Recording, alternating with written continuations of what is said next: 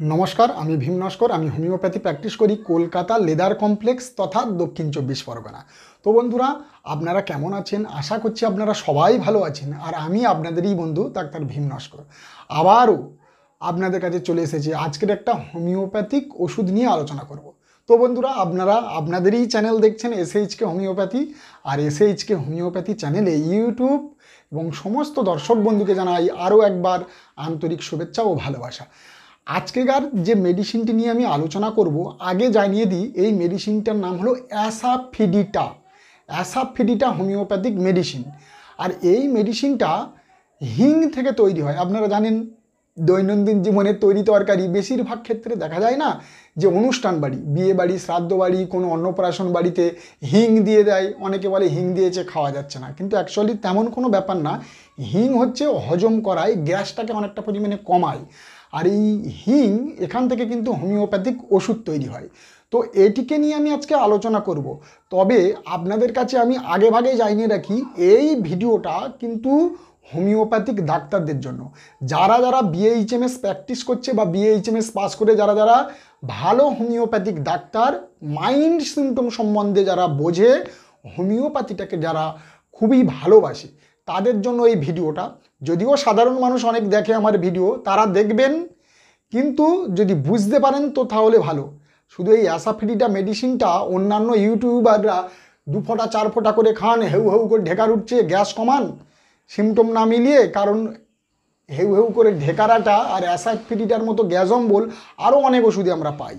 আপনি একদিক দিয়ে অ্যাসাফিডিটা খাবেন, অন্য দিক দিয়ে দেখবেন পেটের নাড়ি ভুড়ি আপনার 12টা বেজে গেছে। তো তার জন্য বলছি মেডিসিনটার মাইন্ড সিমটম, ব্যক্তিটাকে আগে চিনুন। তো চলুন কথা না বাড়িয়ে শুরু করা যাক। তো এই অ্যাসাফিডিটা আগে বলি, এটা হচ্ছে হিং থেকে তৈরি করা হয়, হিং। আর এই হিং কোথায় থেকে তৈরি হয়? এটা একটা প্লান্ট কিংডমের মেডিসিন বলতে পারেন। মানে ফেরুলা জাতীয় একটা গাছ আছে, সেই গাছের একটা আঠালো চিপচিপা পদার্থ পাওয়া যায়, আর সেই পদার্থ এখান থেকেই এটাকে হিং বলা হয়। আর এই হিং থেকেই এই হোমিওপ্যাথিক ওষুধটা তৈরি করা হয়। আর এই গাছটি প্রচুর পরিমাণে এশিয়া মহাদেশে পাওয়া যায়, বিশেষত আফগানিস্তান এবং ইরানে বেশি পাওয়া যায়। ওই জন্য হিং প্রচুর পরিমাণে আমাদের আফগানিস্তান থেকে নিয়ে আসা হয়, কারণ এই গাছটি আফগানিস্তানে বেশি পরিমাণে পাওয়া যায়। তাহলে কথা না বাড়িয়ে এই হিং থেকে তৈরি হোমিওপ্যাথিক মেডিসিন এর মাইন্ড সিমটম সম্বন্ধে বলবো। কয়েকটা আনকমন প্রিকুলিয়ার সিমটম আছে যেটা অন্যান্য ওষুধে নেই। এই সিমটমের উপরে খেয়াল করলে আপনারা যে কোনো কেসকে আপনারা অনায়াসে ডিল করতে পারেন, এবং পেটের গ্যাস অম্বল অ্যালসার অ্যাসিডিটি যে কোনো রোগ, ক্যান্সার পর্যন্ত কিন্তু এই অ্যাসাফিডিটাতে ঠিক করা যায়। তো চলুন, এই অ্যাসাফিডিটার মাইন্ড সিমটম জানতে গেলে আমাদের কান খোলা রাখতে হবে, আমাদের চোখটাকে খোলা রাখতে হবে, আর আমাদের ব্রেনটাকে ফাঁকা করে রেখে দিতে হবে, আর মুখ চুপচাপ বন্ধ করে বসে থাকতে হবে। আপনাকে চুপচাপ মুখ বন্ধ করে বসে থাকবেন আর কান চোখ আর ব্রেন খোলা রাখবেন, যে দেখবেন পেশেন্টটা কীভাবে এন্ট্রি করছে। এটা আমার অবশ্য গেট কাঁচ দিয়ে ঘেরা আছে, ওদিকেও আছে। তো আগে দেখতে হবে যে পেশেন্টটা কিভাবে আপনার চেম্বারেতে প্রবেশ করছে। আপনারা জানেন অ্যাসাফিডিটার পেশেন্ট কিভাবে চেম্বারে আসে?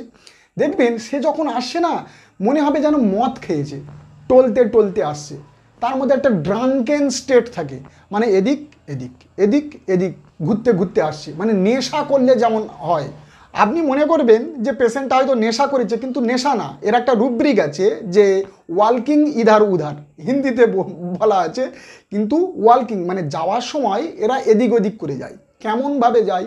মানে এদের কোনো তাল থাকে না, এরা কোন দিকে যাবে আর কোন দিকে যাবে না সেটা কিন্তু এরা ঠিকঠাক বুঝতে পারে না, মানে হাওয়ার মধ্যে যেন ওড়ে। এবং ডাক্তারখানায় যখন প্রবেশ করছে তখন আপনার মনে হবে যে আমি পেছন দিয়ে প্রবেশ করব না সামন দিয়ে ঢুকবো, বা ডাক্তারখানাতে ঢুকলো আপনি দেখবেন সে কোথায় বসবে কোথায় দাঁড়াবে সে কোনো ঠিক খুঁজে পাচ্ছে না, সে যেন হাওয়ায় টলবল করছে। আমি এক্সাম্পল হিসেবে আপনাদের কাছে বলছি, এইটা যদি মনে করে রাখেন তো অ্যাসাফিডিটা আপনাদেরকে মনে থাকবে। কি জানেন, বেলুন দেখেছেন আপনারা? বেলুন যদি বেলুন দেখেন তো তাহলে দেখবেন অ্যাসাফিডিটা আপনার চিনতে আর বাকি থাকবে না। বেলুন মানে 20 টাকা দামের 30 টাকা দামের বড় বেলুন যেমন হয় না, গোল বেলুন, ঠিক এই বেলুনে কি থাকে? বেলুনে থাকে হাওয়া। আর বেলুনকে ছেড়ে দিলে কোনো এর দিক নেই, যদি সুতো দিয়ে না পারেন, যদি ছেড়ে দেবেন দেখবেন এদিক ওদিক এদিক ওদিক করে টলতে টলতে যায়, ঠিক বেলুনের মতো। আর বেলুনের মতো পেটও বেলুনের মতো ফুলে গেছে, মুখও বেলুনের মতো ফোলা, আর বেলুনের মতো তার মাথা। মানে বেলুনে যেরকম হাওয়া ঠাসা থাকে, মাথাতে তার যেমন হাওয়া ঠাসা আছে, পেটের মধ্যেও বেলুনের মতো হাওয়া ঠাসা আছে, পেট ফুলে বেলুনের মতো হয়ে গেছে, মুগও বেলুনের মতো। তাহলে বুঝতে পারছেন। আর বেলুনকে যখন আপনি ছেড়ে দেবেন তখন কিন্তু এর কোনো ডিগ নেই, এদিক ওদিক এদিক ওদিক করতে করতে এ টলবল করতে করতে যায়। আর ঠিক এর পেশেন্ট সেম বেলুনের মতো টলবল করতে করতে আপনার চেম্বারেতে যাবে। এর কোনো ডাইরেকশান থাকে না বেলুনের মতো। এইবারে বলবো ড্রামা। যদি বলেন ড্রামা মানে কেমন জানেন, যেন আপনার মনে হচ্ছে সে ড্রামা করছে, কিন্তু অ্যাকচুয়ালি সে কিন্তু ড্রামা করে না। আপনারা স্টেপ বাই স্টেপ শুনুন, ড্রামা সে করছে না। মানে সে, আপনি যেন কোনো যদি ব্যক্তি মদ খায় বা কোনো ব্যক্তি যদি নেশা করে আর সে যখন ড্রামা করে, অনেকে নেশা করে মাতলামো করে, আর কোনো ব্যক্তি এসে বলতে ভাই তুই অত ড্রামা করছিস কেন, মানে নেশা করে মাতলামো করছে, মানে অনেক ব্যক্তি অন্য ব্যক্তি তাকে বলছে যে তুই যেন ড্রামা করছিস। কারণ নেশা করে যখন কোনো ব্যক্তি ড্রামা করে সে বুঝতে পারে যে আমি কি ড্রামা করতে যাচ্ছি, আমি কেমন বদমাইশি করছি।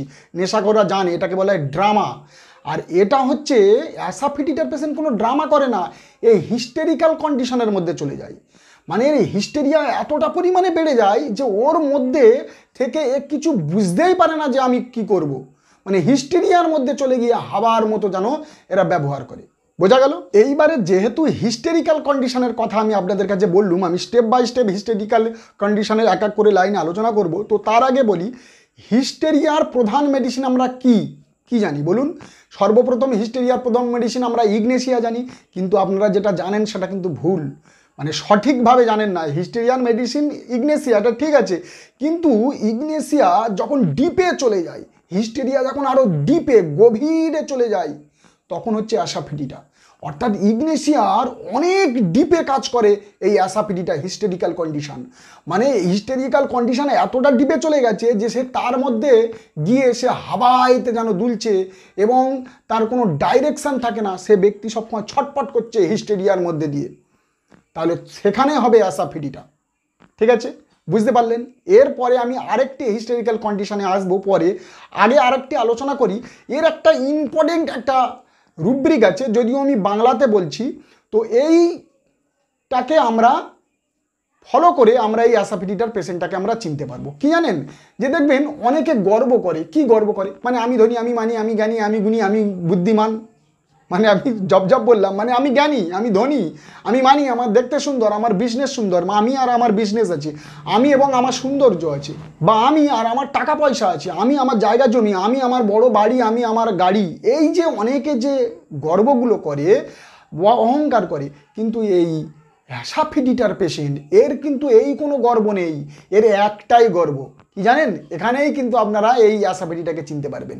কি গর্ব না, তার হেলথ হেলথ হেলথ, মানে তার শরীর নিয়ে তার চিন্তা ভাবনা, শরীর নিয়ে তার অ্যানসিয়াস, শরীর নিয়ে তার এনজাইটি, শরীর নিয়ে তার দুর্বলতা, শরীর নিয়ে চিন্তা, শরীর নিয়ে ভয়, শরীর নিয়ে সবসময় মন মরা এবং দুঃখিত সব সময়। অর্থাৎ অ্যানসিয়াস বলতে পারেন, নার্ভাসনেস বলতে পারেন, এনজাইটি, স্যাডনেস, ফিয়ার, এর যত কিছু আছে সব হেলথ সংক্রান্ত। মানে তার শরীরটাকে নিয়েই তার সমস্ত রকম চিন্তা ভাবনা বা গর্ব বলতে পারেন। আর এখানেই অ্যাসাফিটিটার পেশেন্ট ধরা পড়ে। এইবারে এই অ্যাসাফিটিটার পেশেন্ট, আগে হিস্টেরিয়া আলোচনা করছে না, হিস্টেরিয়ার মধ্যে এতটা পরিমাণে ডুবে যাবে যে এরা হাঁপাবে, আমি কি করব, আমি মরে যাব, আমি আর বাঁচবো না, আমি এক্ষুনি কি করব, কালকে আমার কি হবে, আজকে এক্ষুনি কি হবে, আমি কি করব, মানে এই রকম ছটফট করতে থাকে।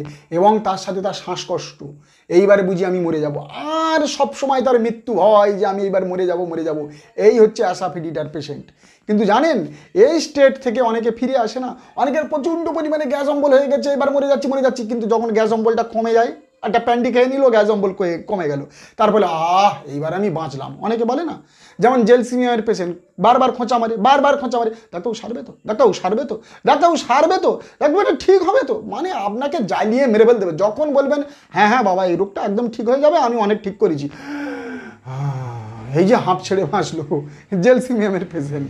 হ্যাঁ, তো তেমনি এই যে আপনার যে অ্যাসাফিটিটা, এ কি করবে, এ যখন ওই হিস্টেরিক্যাল কন্ডিশন থেকে যখন এ বার হয়ে আসবে, তখন এর ধাম বলবে এইবার আমি বাঁচলাম বোধহয়, এবার আমি অনেকটা পরিমাণে বেঁচে গেলাম, হাঁপ ছেড়ে বাঁচবে। দেখুন একোনাইডে আছে, আর্সেনিকেও আছে এরকম মৃত্যু ভয়, কিন্তু একোনাইডে কিন্তু আপনার এইরকম হিস্টেরিক্যাল কন্ডিশন নেই।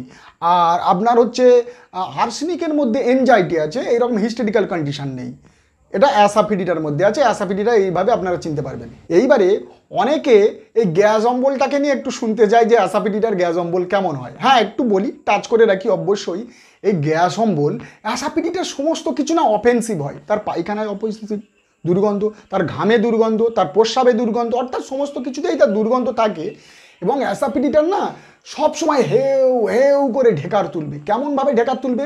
লাউডে, যেমন বোম ফাটার মতো ঢেকার, এইরকমভাবে ঢেকার তুলবে। এবং অনেক পেশেন্ট এই হাবার ভরে যখন এসে ডাক্তারখানার সামনে বসবেন না, অনেক পেশেন্টকে আপনি দেখবেন ও 1 মিনিট পরে ও, কোনো পেশেন্ট 30 সেকেন্ডে ও ও এরকম করে ঢেকার তুলবে। আপনি সঙ্গে সঙ্গে যদি অ্যাসাফিডিটা 30 একটা ড্রপ ওনার জিভেতে দেন, দেখবেন সঙ্গে সঙ্গে একদম 1 মিনিটের মধ্যে তার ওখানেই তার ঢেকার কমে যাবে। এইবারে মনে করুন কোনো পেশেন্ট এরকম ঢেকার তুলছে, সেম ঢেকার, কিন্তু ডাক্তারবাবু বলছে আমাকে একটু তাড়াতাড়ি ছেড়ে দাও, যে আমাকে একটু তাড়াতাড়ি ছেড়ে দাও। অনেক ব্যক্তি এসে বলবে, মানে তার ঢেকার আসছে কিন্তু আমার কোনো টাইম নেই, ডাক্তারের কাছে বলছে আমার টাইম নেই, একটু তাড়াতাড়ি ছেড়ে দাও, আমার একটু ব্যস্ত আছি। তাহলে যদি বলে আমি ব্যস্ত আছি, আমার টাইম নেই, তাহলে কিন্তু এখানে আর্জেন্ট নাইটিকামের কথা ভাববেন। কিন্তু এই যে সিমটমগুলো যদি মিলে যায় তার সাথে, তো অবশ্যই অ্যাসাফিডিটার কথা আমাদের ভাবতে হবে।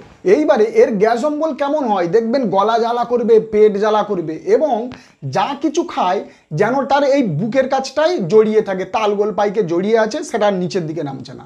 খাওয়ার অনেকক্ষণ পরে পর্যন্ত সেই ব্যক্তি বলছে আমার এই জায়গাটা কি যেন তালগোল পাইকে জড়িয়ে আছে, আমার খাবারটা নিচেই নামছে না, এই কন্ডিশন। এবং তার সেই জায়গাটা একটা ভারী ভারী ভাব অনুভূত হবে, আর সাফোকেশন, দমের কষ্ট অনুভূত হবে, আর বারবার তার লাউডে ঢেকার আসবে এবং গলা জ্বালা, বুক জ্বালা করবে।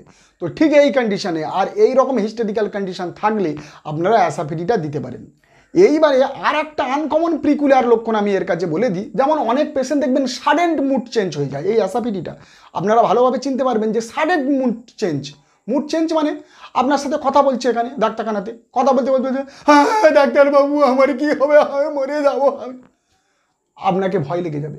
মানে এই কীরকম ব্যবহার, আপনি আমার সাথে এক্ষুনি কথা বলছিলেন আর এই হাউ মাউ করছেন, এক্ষুনি মরে যাবো, এরকম মানে কি? দেখেছেন, সাডেন মুড চেঞ্জ। বা সে হয়তো আউ আউ করে কাউ মাউ করে আপনার সাথে কথাবার্তা বলছে মন মারা, হঠাৎ হ্যাঁ করে আপনার হেসে দিল, হ্যাঁ ডাক্তারবাবু হেসে দিল।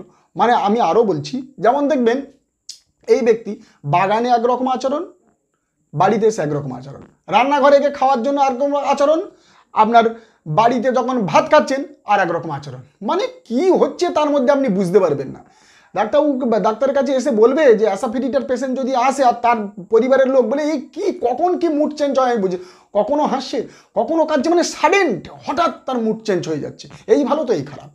এইখানে এই যে সাডেন মুড চেঞ্জ হয়ে যাওয়া, এখানে কিন্তু অ্যাসাফিডিটাকে আপনারা চিন্তা ভাবনা করবেন। এইবারে আর একটা ব্যাপার আছে, অ্যাসাফিডিটার পেশেন্ট না, মানে সে তার চোখ বড়, অনেক অনেক কাজ নেয়।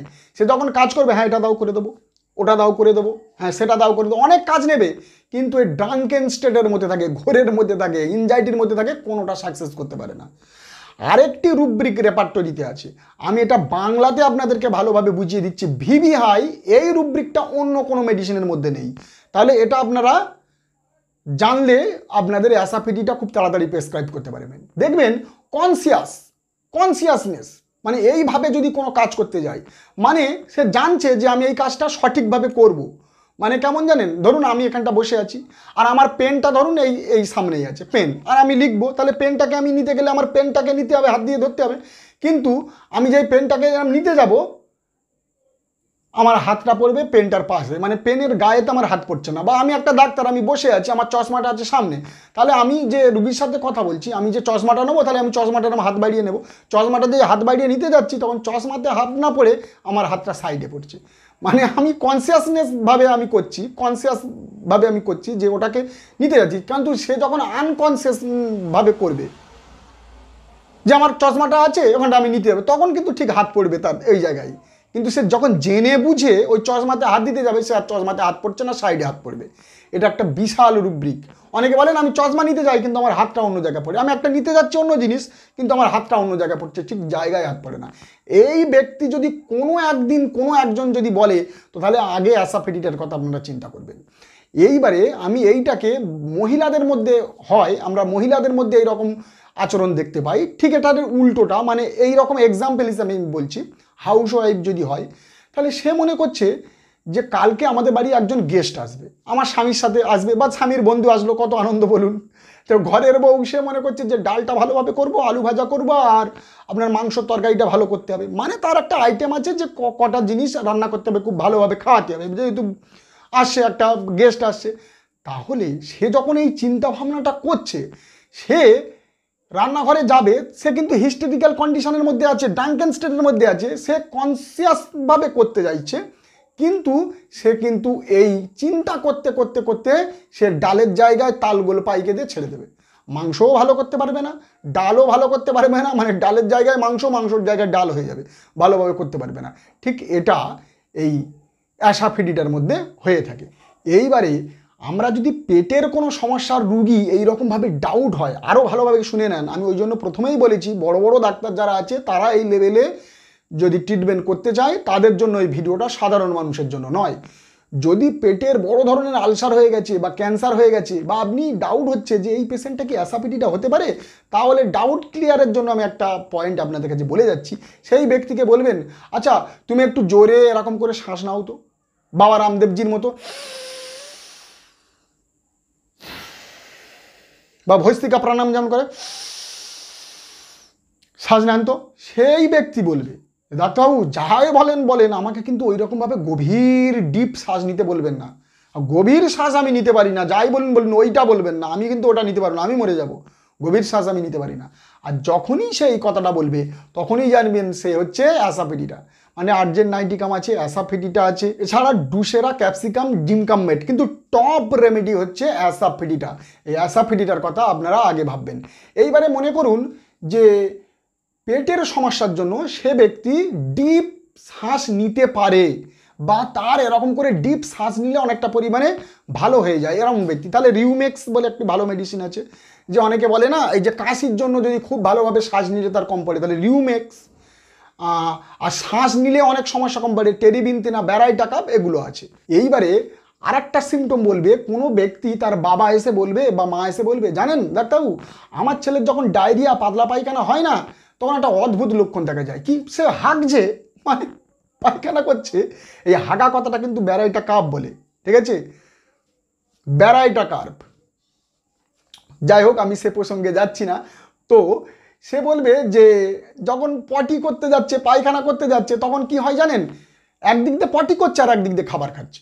মানে কি লক্ষণ, আরে বাবা তুই পায়খানাটা করে এসে তারপরে খাওয়া দাওয়া কর না, তার অভ্যাস ওই রকম, ডায়রিয়া পাতলা পায়খানা যখন হবে তার সাথে খাবে, মানে খাবার খাবে। এই একটা আনকমন প্রিকুলার লক্ষণ অ্যাসাফিডিটার।